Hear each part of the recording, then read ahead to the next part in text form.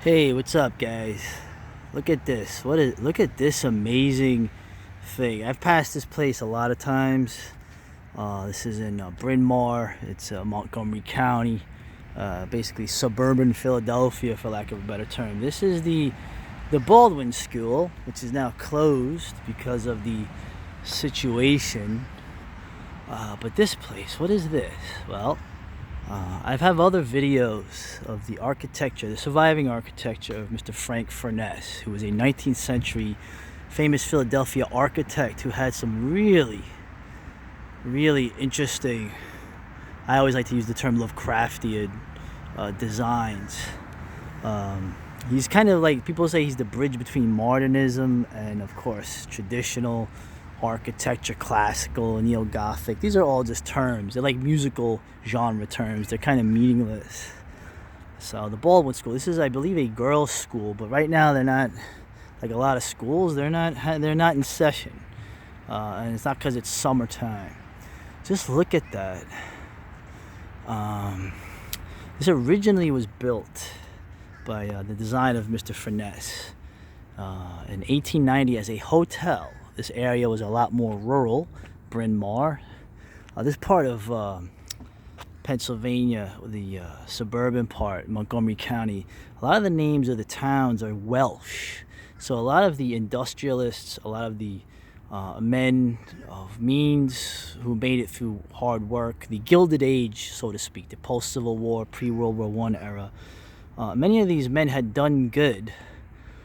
And Furness designed things for them. They had a lot of architects. There's a lot of actually nice architecture in this area, this suburban area, which was rural back then. So this hotel was built in 1890, but like a lot of things, when I look into the architecture, the buildings that were made, it didn't last long as a hotel. It was not financially profitable, let's say.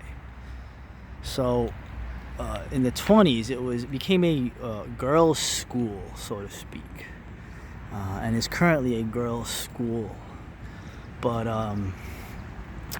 obviously it still is a girls' school. But look at that. It is really, that's what Furness did. Now I keep saying that Frank Furness's work, a lot of people did not like it even back then. He was a very controversial guy. They did not like the architecture. They thought it was monstrous. And they, like I said, if you look up his stuff, most of his work was demolished. I mean, when I was discovering this guy's work, when I got into architecture of this time period, you see all these cool pictures. And then you look at the bottom of the entry and you see demolished 1952, demolished 1968. I mean, he built the Broad Street station in Philadelphia, south of here, or I guess actually more like, but anyway, it looked amazing. And that thing was demolished when my mother was a little girl in Allentown. So a lot of his stuff met the wrecking ball. He died in 1912, but I just can't, like, the stuff of his that has survived, and there's about maybe 12 or 13 examples of his architecture that still survive out of like hundreds. There's always a character to them that I find just fascinating, otherworldly, bold, different from the others, that even when they have this kind of sort of design, like the witch towers and the castle towers and stuff like that, it's just not, there's something, he goes an extra step. So I just wanted to show this here. I'm glad this survived. I'm glad this still looks really good, and I just wanted to share it with you. Okay, as I get away from this modern age, and I talk less and less about issues of today, because I don't really, there's no point anymore. Stuff like this fascinates me.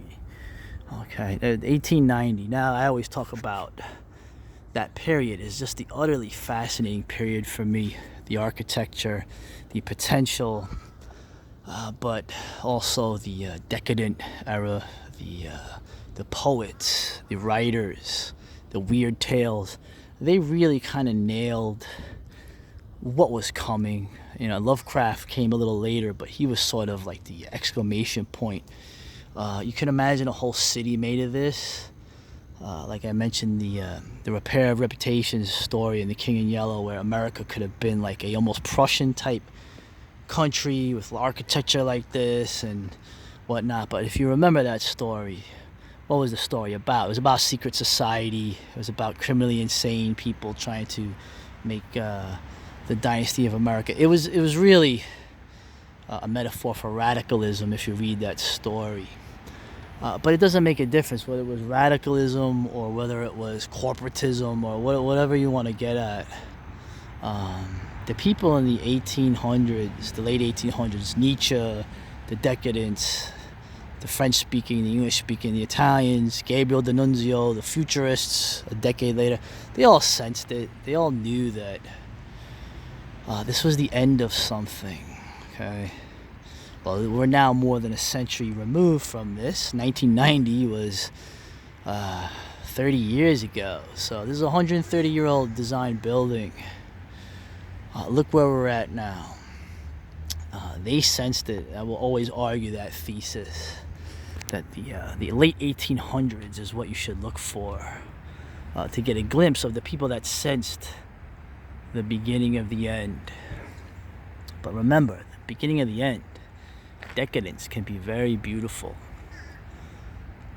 And it can also be a renewal. In what way, I don't know, but something tells me that no matter what happens, this thing is still going to be here 100 years later. Call me nuts. Like some dark god, some witch's temple looking upon the dead land. And I just think it's really, I don't know, beautiful. And it's cool. So it shows you the depth of my analysis. Anyway, Bryn Mawr Hotel, the Baldwin School.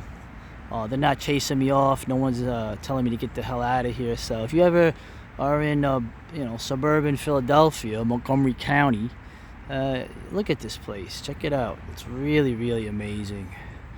And that's it. Mr. Furness, another architectural work of note. And there's a couple of others I'm going to cover.